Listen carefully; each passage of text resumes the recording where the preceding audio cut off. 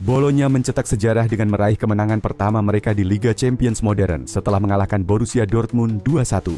Dalam pertandingan tersebut, Dortmund unggul lebih dulu melalui penalti Serhou Guirassy di menit ke-15. Namun, Bolonya membalikan keadaan lewat gol dari dua pemain pengganti, Thijs Dallinga dan Samuel Iling Junior, di menit 60 ke-71 dan 72.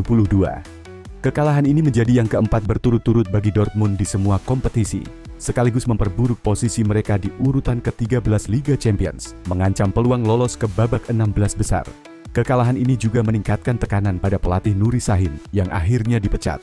Bolonya, meskipun hampir pasti tersingkir dari kompetisi, merayakan kemenangan ini sebagai pencapaian besar setelah terakhir kali tampil di ajang Eropa pada 1964. Pelatih Vincenzo Italiano menyebut kemenangan ini sebagai mimpi yang menjadi kenyataan. Kami akan tersingkir, tapi bagi saya hari ini rasanya seperti kami memenangkan perempat final atau semifinal. Saya sangat senang, tandas pelatih Bolonya, Vincenzo Italiano, kepada Sky. Ada begitu banyak kegembiraan atas kemenangan pertama kami di Liga Champions. Ini merupakan mimpi yang menjadi kenyataan bagi saya, tambahnya. Real Madrid berhasil mengalahkan Red Bull Salzburg 5-1 di Liga Champions, memastikan tempat di babak playoff. Jude Bellingham tampil impresif dengan menyumbang 2 assist untuk gol Rodrigo, membuatnya menyamai rekor Lionel Messi dengan total 24 kontribusi gol di Liga Champions untuk pemain di bawah usia 21 tahun. Bellingham kini mencatat 11 gol dan 13 assist di Liga Champions, berada di posisi ketiga setelah Kylian Mbappe, 37 kontribusi gol, dan Erling Haaland, 26 kontribusi gol. Sejak bergabung dengan Real Madrid pada 2023, ia telah mencetak 32 gol dan memberikan 22 assist dalam 70 pertandingan di semua kompetisi. Meski produktivitas golnya menurun musim ini, Bellingham tetap konsisten berkontribusi dengan total 18 gol dan assist di semua kompetisi. Kemenangan atas Salzburg menjaga peluang Real Madrid lolos ke babak 16 besar, tergantung hasil pertandingan terakhir fase grup. Manchester City mengalami kekalahan 2-4 dari Paris Saint-Germain di Liga Champions. Bek andalan mereka, Ruben Dias, terpaksa diganti pada babak pertama karena merasa tidak nyaman. Dias baru saja kembali bermain setelah absen 6 pertandingan. Kekalahan ini membuat City berada di zona eliminasi, menjadikan laga berikutnya melawan klub Brugge sangat penting. Pep Guardiola menyatakan timnya kurang mampu mengontrol bola di momen krusial, yang menjadi faktor utama kekalahan. Cedera pemain seperti Dias dan Matheus Nunes memperburuk situasi, sementara City harus segera menemukan solusi menjelang laga Premier League melawan Chelsea. Manchester United tengah menghadapi jadwal padat dan tantangan performa, baik di lapangan maupun dalam transfer pemain. Setelah kekalahan 3-1 dari Brighton, mereka akan menghadapi Rangers di Liga Eropa dengan rekor positif tidak terkalahkan dalam 4 pertemuan sebelumnya. United juga dikaitkan dengan Matheus Cunha dari Wolves yang mencetak 10 gol dan 4 assist musim ini. Fabrizio Romano melaporkan bahwa situasi kontrak Cunha belum final, meski Arsenal dan Liverpool juga tertarik. Di sisi lain, United mencari bek kiri baru, dengan Patrick Dorgu dari Lecce menjadi target utama. Tawaran sebesar 460 miliar rupiah diajukan, namun Lecce meminta tambahan 200 miliar rupiah. Pelatih Ruben Amorim menegaskan fokus pada lini serang untuk meningkatkan performa tim di tengah tekanan atmosfer Old Trafford.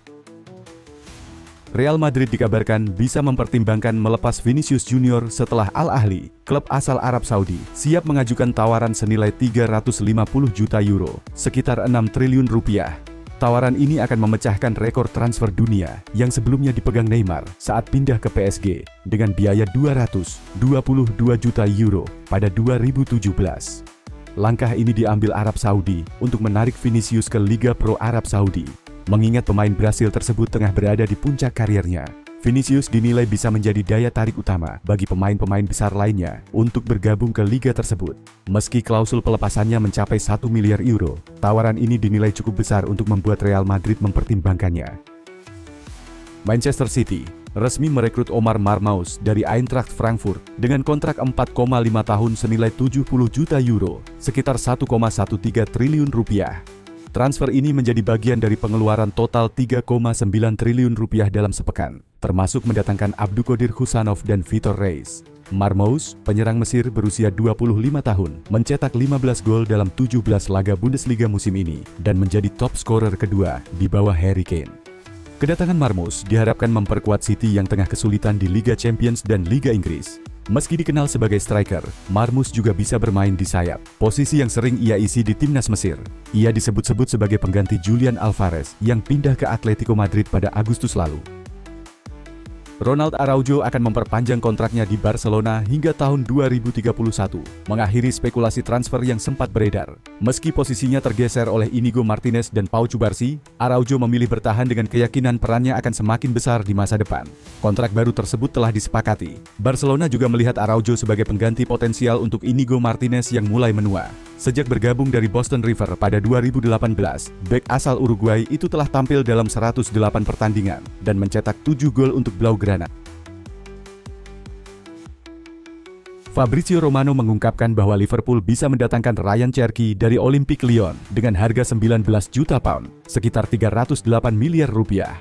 Cherki, gelandang serang berusia 21 tahun, telah mencatatkan 22 gol dan 33 assist dalam 163 pertandingan bersama Lyon.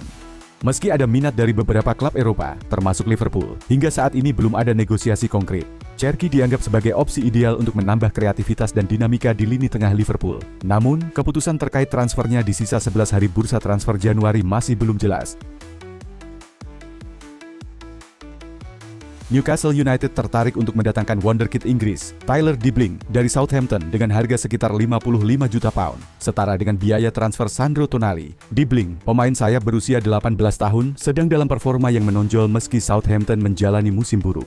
Newcastle bersama dengan Tottenham Hotspur dan RB Leipzig menjadi klub yang mengincar Dibling. Namun, ia sedang cedera dan diperkirakan absen 6 minggu.